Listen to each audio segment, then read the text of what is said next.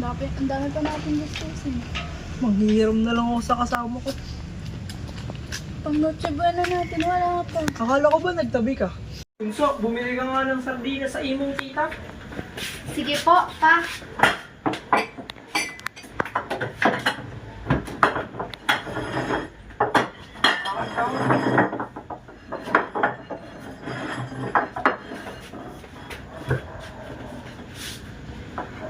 Ate, magdasal ka na.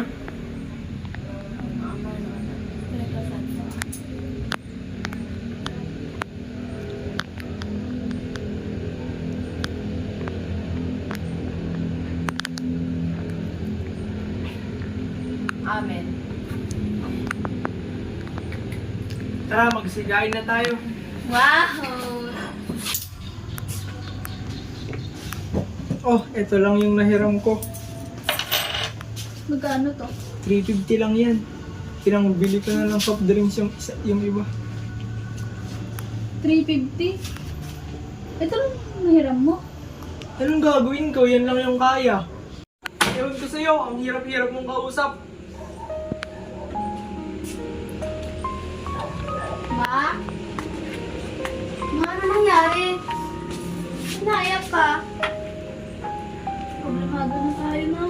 Ano po meron? Magpapasko na. Wala pa rin tayong budget. Kulang na kulang to. Sahod ng tatay mo, 350 lang. Buong linggo po? Oo. Hindi ko na alam anong gagawin ko. Okay lang po yan. Magagawan po natin ito ng paraan. May iba pa bang paraan? Kulang na kulang talaga ito sa atin ha. Ilan kayo? Ilan na po eh, pero gagawin ko din po ng paraan. Susubukan ko po kung anong kaya ko pong gawin. Salamat. Okay lang po yun, Ray. Okay? Angela, Angelina, Arian, Ira, makinig kayong mabuti. Kaya ko nga pala tinipon kayong lahat dito. Si Mama at Papa, nahihirapan na.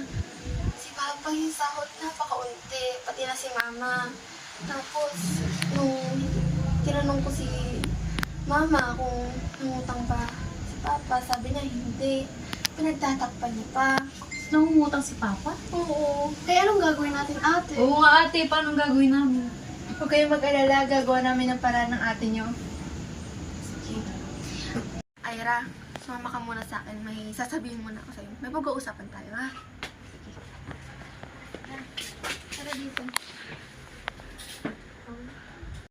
Ira, may nagkakaisapan ka ba na tulungan tayo maghanap trabaho? Dahil nga sa pag-usapan natin magkakapatid, wala tayong pera. Oo ate, meron akong kakilala yung boyfriend ko. Tatawagan ko ngayon. Hello, love. Hello, love. Bakit? Naghahanap kasi kami ng trabaho. Baka naman may kakilala ka dyan. Tulungan mo kami. Oo, meron akong alam. Naghahanap ng kasambahay.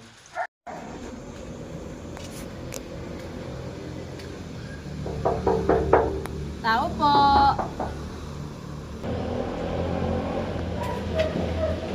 Bakit? Mag-a-apply kami ng trabaho. Yes, sandali.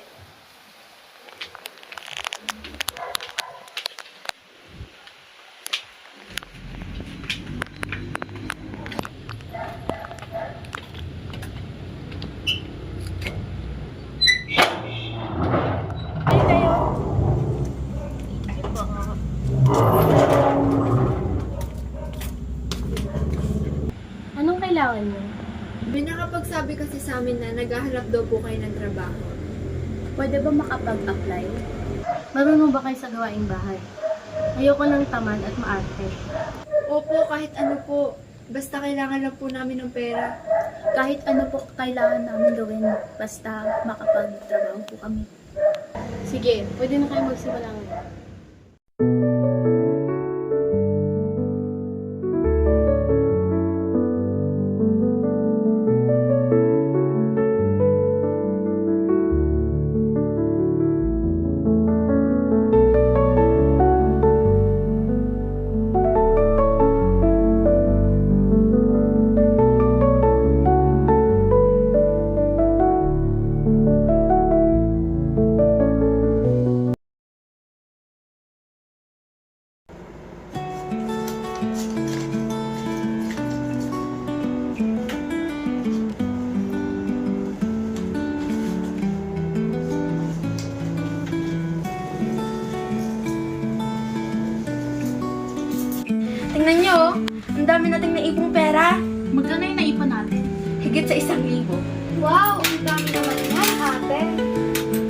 Ate, bigyan na natin yung kay Mama. Napakagandang idea na nagtulungan tayo, no? Kaya nga eh. Buti may para tayo bago magpasko. Tara, bigyan natin ka ng